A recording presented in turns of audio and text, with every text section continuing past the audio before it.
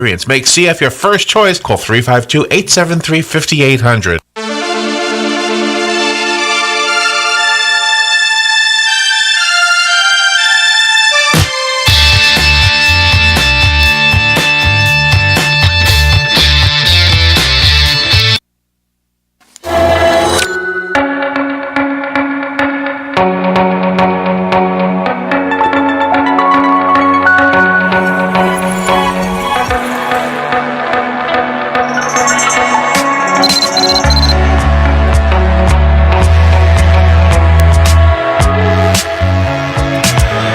All right, 25 minutes before 10 o'clock. Thank you for tuning in. One of the things that you can expect if you ever do a radio show is you will have, especially a talk show, I should say, is you will have listeners challenging your beliefs and challenging things you've said, and that's a good thing, I think. I think because it makes you think, it gives you an opportunity to defend your position and maybe even rethink your position on certain things. One of the questions that comes to mind was somebody asked me one time on the phone, on the air, what I put more faith in, science or religion.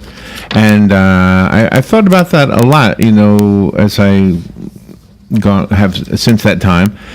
And I mean, I have faith in both. And I don't know if faith in religion is really accurate. I think faith in God is for me. Yes. And I don't know if our next guest is going to agree with anything I'm saying right now or not, but that's kind of where I fall on this. I have faith in God. And what that means for me is the same thing that faith in science means for me, if that makes sense. In other words, if I get in my car and I'm going to drive down the road, I have faith that the science that made my car possible is going to help me drive safely and stop when I need to, and and all those things. And the same thing in life. If I get fired from my job, let's say, like Matt Lauer. sorry. But I mean, if you have a life circumstance happen to you, you have a disease, or maybe you're pregnant and nobody expected you to get pregnant, and you're worried about the money. Well, that's a better example, I think, right there, because you said, well, you know what, I'm just going to trust God. I'm sure something will happen. I don't know what, but something will happen. So, with that as a kind of an awkward intro, Carl W. Treleaven is on the phone. He is a business executive and a church elder in St. Petersburg, here in Florida. He's a distinguished Toastmaster. He has held multiple leadership positions with multiple charities, and he's got a book. And this book does toy with this question I was just stumbling through. The Unexpected Perspective, the Implications of Darwin and the Big Bang for Christians and Everyone Else. Carl Treleaven, what an honor to have you on the show. Robin and I both agree this is the segment of the morning we were looking forward to. Good morning, sir. Larry and Robin, nice to be with you this morning. Are you in St. Pete right now? No, actually, I'm in Mexico City on a business trip. Oh, wow. All right, thank you. Right, yes. So... all right, so just jumping right into it, if I were to look at the work of Charles Darwin, it's hard for me to say that he's completely wrong, but also at the same time I think, well, wouldn't that be God making those changes in the monkeys? I guess, I don't know. Sure. What is your thought on this? Sure. Well, first of all, kind of going back to your introductory comments, I definitely have faith as a Christian, but I also happen to believe in science too. And I also believe that there's not a choice that you have to make between them. Now, some people say, oh, okay, well, you really have this choice. You can either believe what the Bible says, or you can believe what science says. That's a false choice, because they're really dealing with different things. And a good example, a good practical place for this conversation is with justifying abortion. Because on one hand, they'll say to you, well, you believe in God, and that's why you're against abortion, and I believe in science. And I'll say, well, doesn't science teach you that life starts at conception? And, oh, no, life starts at birth. Well, that's not what science says. Mm-hmm. And so it is an interesting, it's kind of convenient to use arguments where it serves your agenda, I guess. Well, I think we all have a tendency to do that sort of thing. In fact, you can make an argument that people can entertain different ideas so long as everything is calm and there's no threat. But one of the interesting things about humans is that we're highly designed to be able to deal with threats. So when suddenly a threat comes in front of us, we're really good at it, and we suddenly think strictly in black and white terms. It's either one thing or the other. There's no gray area, because if you're confronted suddenly with a rattlesnake or a lion, you don't want to be sitting there debating stuff. Right. And, we're quite clearly evolved to do that well, and that I would make an argument that tends to explain why so many times today people think just in black and white terms. Because in a sense they feel under threat. So, the evolution of our spirit, I believe, happens too, not just the physical evolution, but there's something I think that is probably true about me that wasn't true when I was 10 years old. And I think the evolution of our spirit happens in the course of a lifetime. Well, the argument that this kind of gets back to my book. The argument I make is that it's a false choice to say, okay, you're either a Christian or you can believe in Darwin, right, evolution, and science. That you don't have to make that choice. And the argument I make is, first of all, Christians can be good Christians, but also believe everything that Charles Darwin says. And then I take it actually a step further, and I make the argument that Darwin actually is really a Christian's best friend, because he can provide some answers to some questions that we've always posed out there. And let me explain to you why. Mm-hmm. Here's the most basic question: what makes Christianity different from other religions? You're asking me? I think the fact that Jesus Sure. was resurrected and therefore illustrates that we can live forever and in a physical body. Well, exactly. That's a great summary. Now, non-Christians believe Jesus was a real person.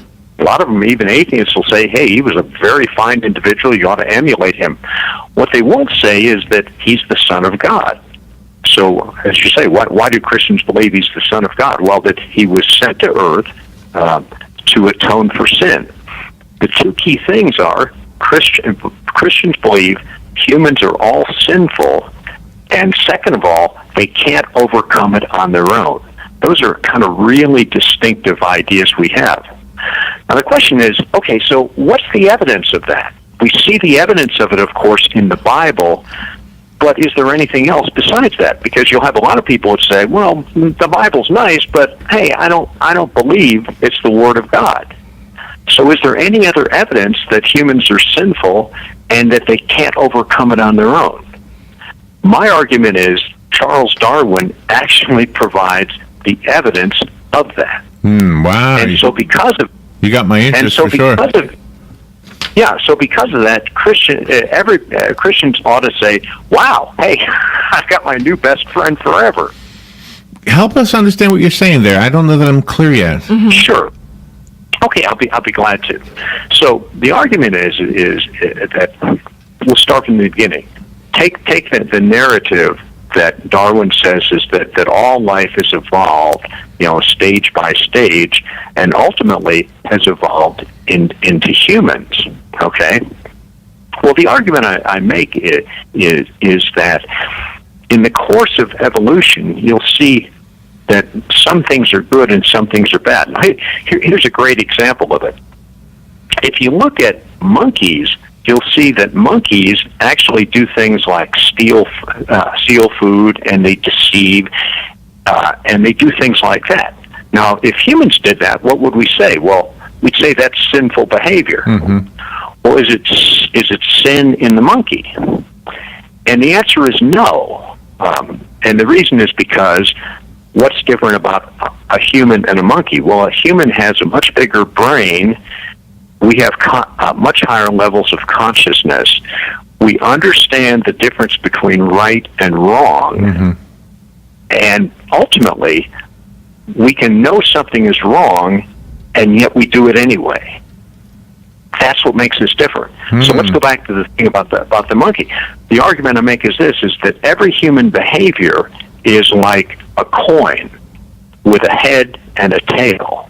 The head is the good thing about it. Now, why does the monkey steal? Well, because it helps him survive to another generation.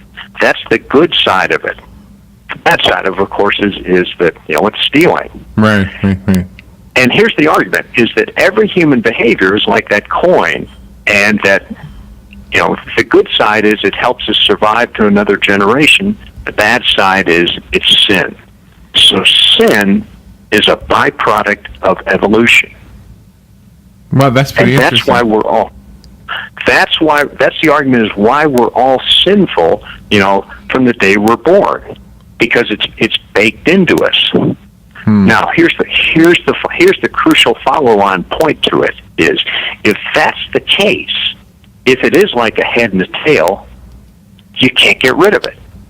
We can't get rid of it because it's baked into who we are. The only way we're going to overcome it is through some outside power. And the argument, of course, is it's God. Okay, I would say this. I don't know that I'm arguing with you. I understand what you're saying, and I'm fascinated by what you're saying. But I think the things that I might have done when I was younger that would have been knowingly breaking the rules or knowingly sinning are things I would not do today. And that's maybe part of my thought that we all evolve spiritually. So I don't think. However, I feel like, okay, here's my argument with what you just said.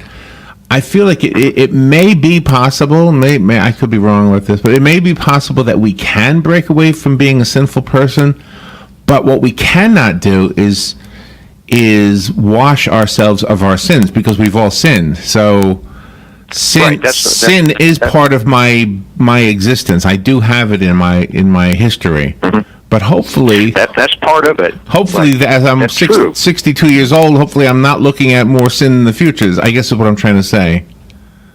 Right, but I think you're also saying, probably because of your religious beliefs, that's helping you overcome this. You're not doing it on your own. Oh, wow, nice save there. Yeah, wow, you're a good debater. Yeah, that does make sense to me. Yeah, that's the point.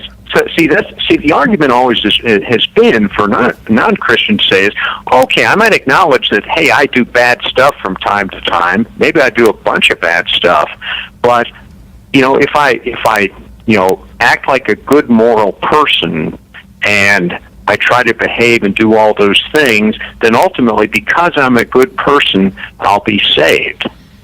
And that's the argument Christians always say is, well, you need to lead a moral life, but it's not enough. No, it's not enough, and I believe that right. too. That it's not enough. And you know what? Here's another comparison to salvation and science.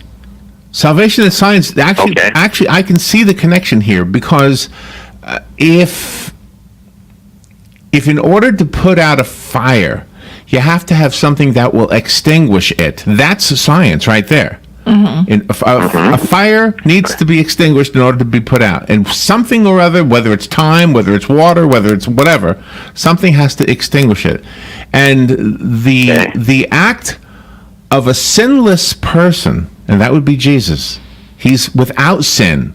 So he's the only one, because if the wages of sin are death, and everybody has sinned, then all it takes is the death of one person who hasn't sinned in order to extinguish that metaphoric flame. Am I making sense? Mm-hmm. Yeah, that's a pretty good argument. And that's the whole. That's the whole point of it. Yeah, that concept of atonement. In other words, the argument is Jesus was sent to atone for everybody else's sin. Yes, I love that. And put out the fire. Even in the face of temptation, in the face of temptation, he resisted it, which is unlike the rest of humanity. Exactly. That's exactly the point of it. Wow. So Well, you're a good pastor. Where are you a pastor at all? Am I? No. I'm a church elder, but I'm a layperson. I've never been to seminary. Okay. And actually, one of the points I make in the book is kind of related to this, because Darwin wrote The Origin of Species, his first book, over 150 years ago. And one of the points I make in the book is that, the church has been arguing about this question for 150 years. And in that time, we haven't come up with a consistent answer with the whole thing. And it's a classic case of, you got scientists and theologians arguing about it. They can't come up with the answer. Well, the funny thing is that oftentimes innovative thinking tends to come from outside. It doesn't come from within. So I say scientists and theologians can't come up with an answer. Why not an accountant? So. But I think God. Why not? Well, God is really, really smart, and I think that He intentionally put doubt in humans so they would have this conflict, because God created everything. He created all the plants, they do photosynthesis, all of the stuff, and this is all the stuff that scientists can prove. Mm-hmm. Sure, that's certainly true. I'm glad he didn't give me photosynthesis, because I just love going to a restaurant. I wouldn't. I wouldn't be happy just standing in the sun and saying, "Oh gosh, I'm getting full." Your book is. I can't wait to see the book. We don't have it, right, Robert? No, we don't. Show. It's called The Unexpected Perspective. So tell me about the writing process for you. Did every thought that is ended up in the book occur to you before you sat down to write it, or did you actually have some revelations? Because I've heard authors say this, that as they're writing a book, it's almost like there's a connection to this unseen world or something. Did you have that experience? Yes, I cannot claim that I said when I sat down with this thing that I had it all thought out perfectly clearly. There was in a sense, a certain evolution in the writing process, and in fact, I actually started out with it in a fairly conventional way, as follows: is a number of Christians along the way for the last 150 years since Darwin first wrote his book was to say Christianity, Darwin can be reconciled with Christianity. They're not inconsistent. Of course, many other Christians have said, no, that's not the case. So I really was approaching it from hey, let's reconcile it.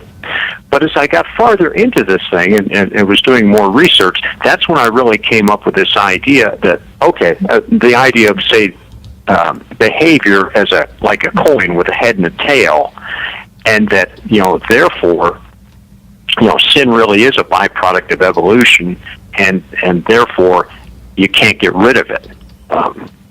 So yes, there's a certain evolution in my thinking as I went through the whole process too. Did the Big Bang Theory come up because of Darwinism, or was it simultaneous? No, they were actually independent. The Big Bang, Darwin wrote his book first in 1859. The Big Bang Theory was actually developed by a Belgian priest named Georges Lemaitre, and he wrote the book in the 1920s.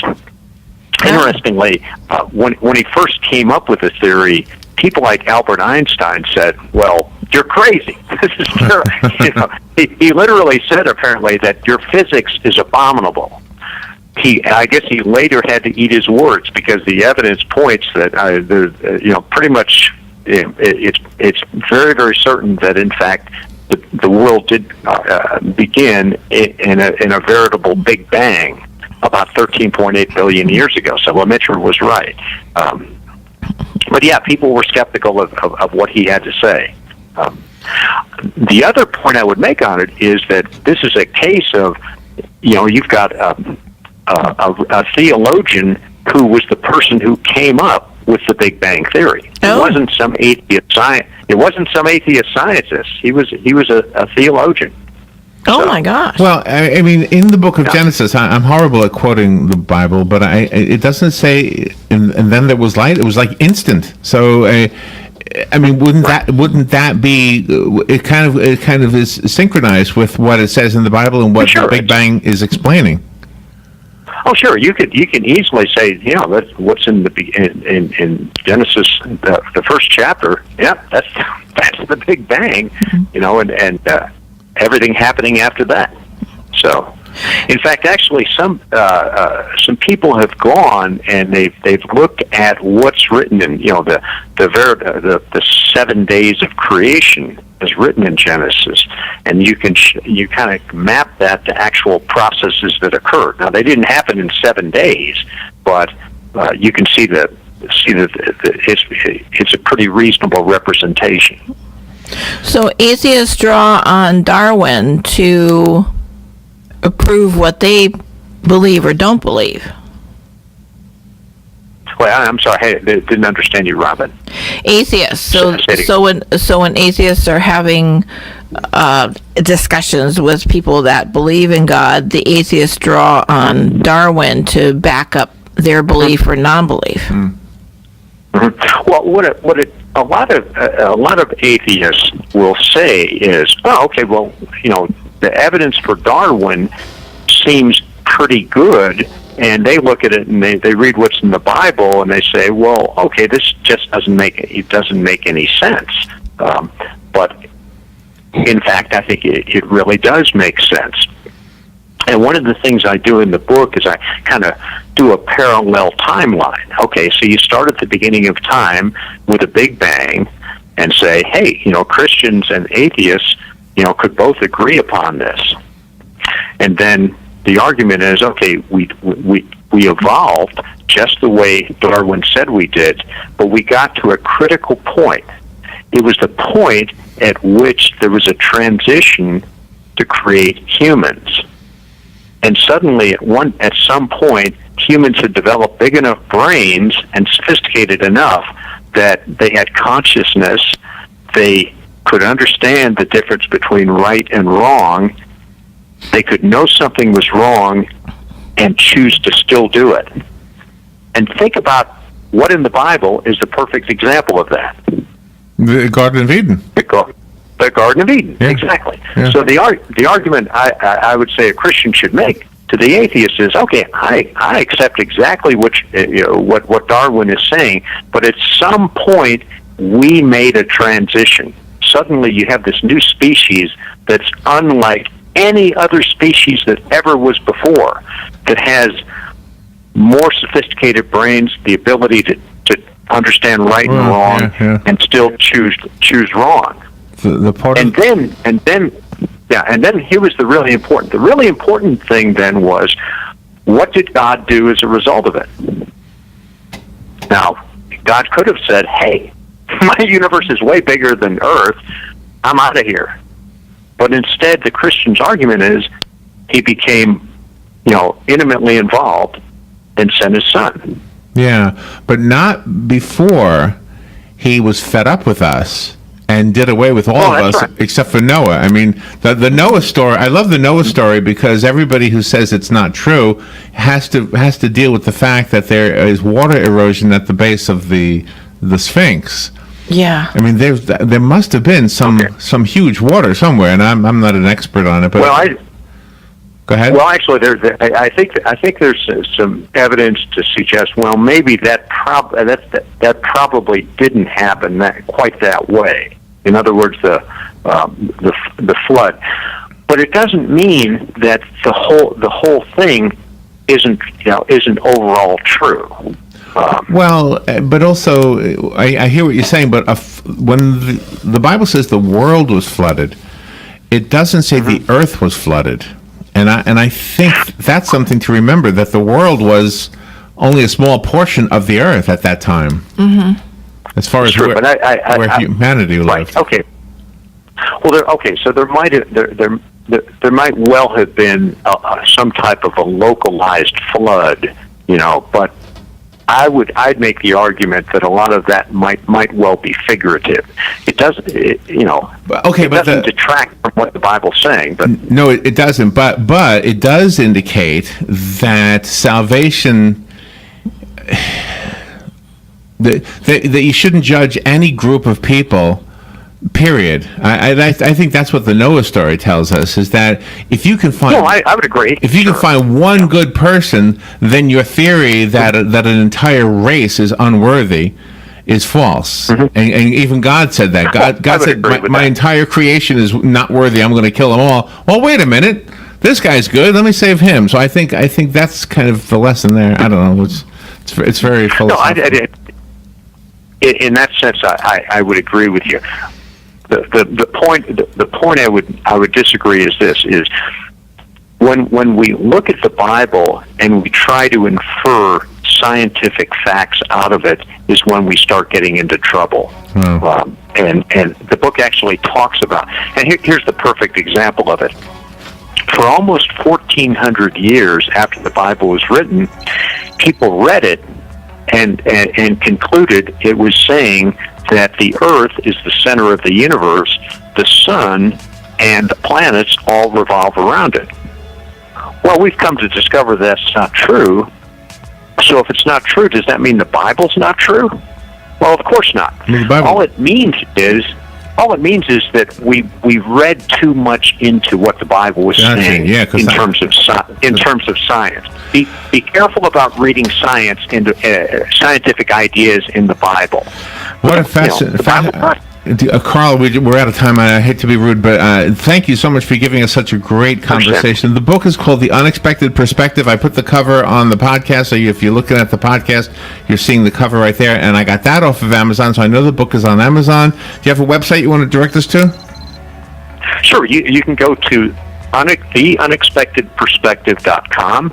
I have a weekly blog on scientific matters and religious topics. And I hope you enjoy it. Very good. The Unexpected Perspective. Thank you. Thank you so much, Carl. That was awesome. I love that. A pleasure talking to you. Have a good Christmas. We'll be right back. You too.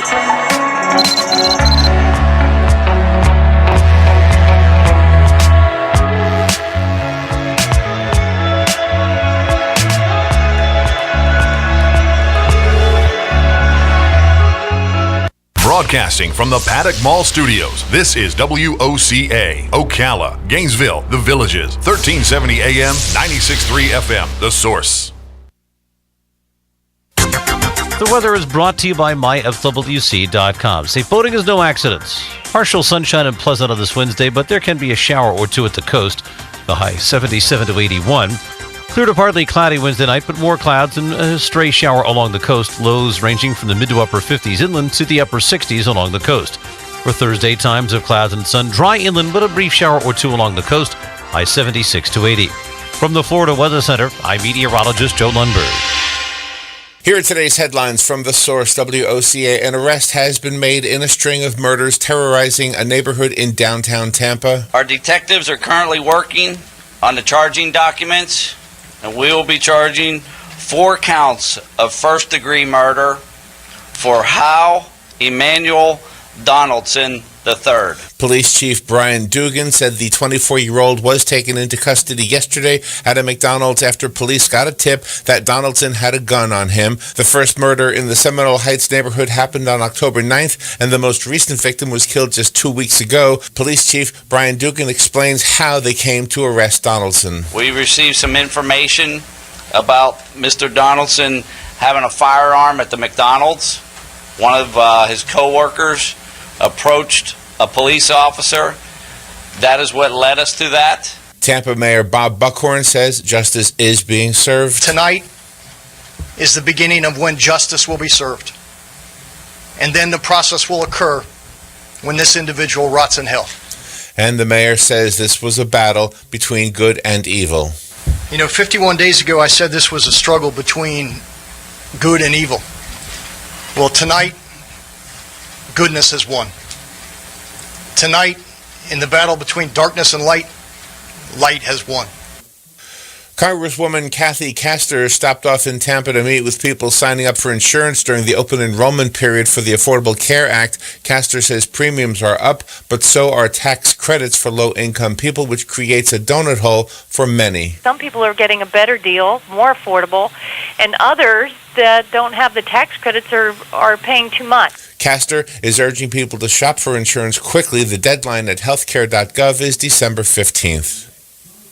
Attorney John Morgan has taken to Twitter to explain why he is not running for Florida governor, at least for now. To run for something like this, you have to really have a fire in your belly. And I will tell you this, there were some days I woke up and I was 100% I was going to do it. And there was days I woke up, particularly in places like St. Bart and Newport Beach, where I go, my God, this will be a lot of work.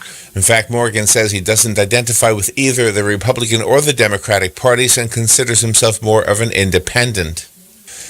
The exodus from Hurricanes Irma and Maria has added almost 8,000 new students to Florida public schools. Most of the children are from Puerto Rico. The rest are from the American Virgin Islands. Refugees are spread out across the state, but Education Commissioner Pam Stewart says they are concentrated in mostly 4 counties. Districts with the largest numbers are Dade, Orange, Osceola, Polk.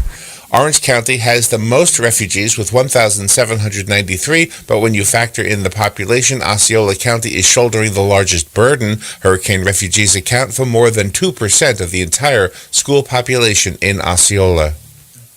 The clock would run out on the annual practices of springing forward and falling back should new legislation to abolish Florida's observance of daylight savings time become law. Under the measure, Senate Bill 858 by Senator Greg Stube, a Republican from Sarasota, Floridians would no longer set their clocks forward 1 hour in the spring. The result would be sunrise and sunset times would occur an hour earlier during the warmer months. Far from helping to conserve energy, conservationists have found daylight savings time negatively impacts states with warmer climates, including Florida.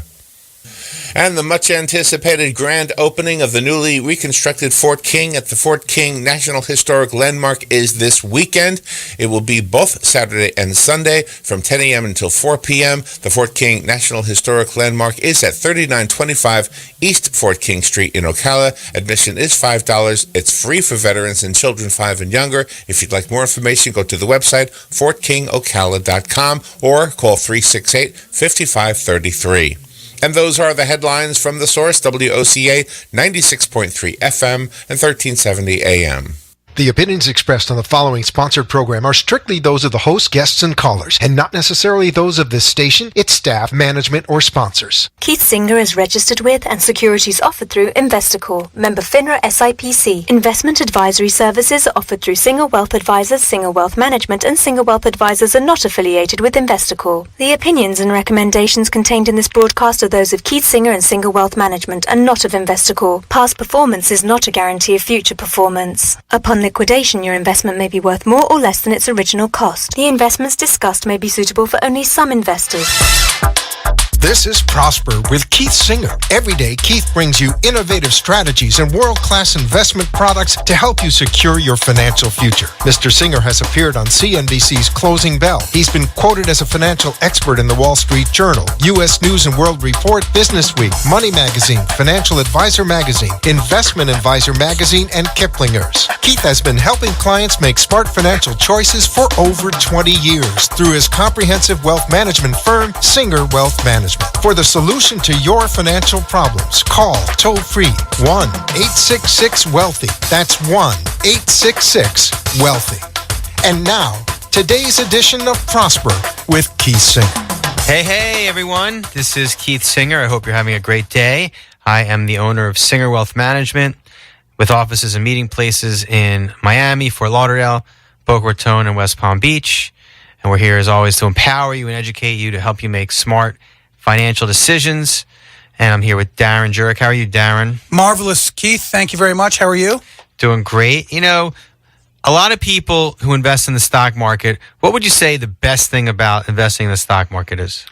The upside potential? Upside potential, right? Absolutely. We all want to try to make money. In years like 2017, if you were invested in the S&P 500, you're up double digits. Last year, 2016, same thing. So there is a great upside to investing in the stock market. So that would be the best thing about the stock market. What's the worst thing about the stock market? Losing? There's an opportunity for loss. Even in years where the stock market makes money, there's an opportunity for loss if you bought at the wrong time and sold at the wrong time, right? Precisely. And so wouldn't it be nice if we could make money when the stock market goes up but not lose when it went down? Fantastic. Right? That's what everybody wants. That's what everybody wants. To make money and not lose money? One of the reasons we love modified endowment contracts is because it gives you just that opportunity, the chance to make double-digit returns when the market's up, but not lose when the market's down. And that, for some people, is the only way they would even try to invest is if they knew they had no downside risk. Some people are just not willing to take that risk. Some people are willing, but if they could do it without it, they'd prefer, right? So we've been talking about modified endowment contracts for a while.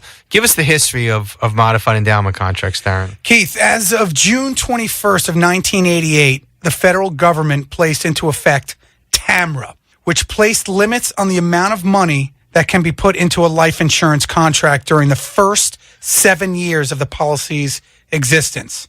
Prior to 1988, a small life insurance contract could be funded with a huge sum of money, grow tax-deferred. A large portion of the cash could be accessed tax-free for withdrawals, and the value passed on to the next generation free of taxes. The small life insurance contracts had a small cost of insurance and could still accumulate tax-free. TAMRA sought to end this tax loophole by limiting the amount of money dumped into a life insurance contract. MECs, modified endowment contracts, are a life insurance contract that grow tax-deferred like annuities and IRAs, but unlike IRAs and annuities, they are tax-free at death. Okay, so to summarize, people realize that life insurance contracts were blessed with amazing tax treatment. So, because as a public policy, the government wants you to provide for your family. So they said, if you're going to buy life insurance to protect your family, if something happens to you, we want to incentivize you. We're going to give you wonderful tax treatment. All the money grows tax-free. You can take it out tax-free. It's tax-free at death. So people said, hey, why don't I design my life insurance contract so it doesn't even look like life insurance. It looks like an investment that grows tax-free. But it's in a life insurance wrapper, so I get all the tax benefits. So Congress said, wait a minute, that's too much of a good thing. Right. You're abusing it. So the change actually wasn't that significant. I mean, it was significant, but it didn't totally neuter the strategy because you still can grow your money tax deferred. It's still tax-free at death. The only difference is you can't borrow money out tax-free or you can't do tax-free withdrawals like with life insurance. So at that point, people started looking at it more like a wealth transfer vehicle, right? When you put money in, it's going to grow. It's going to be worth more than what you put in when you die, and it's all going to be tax-free.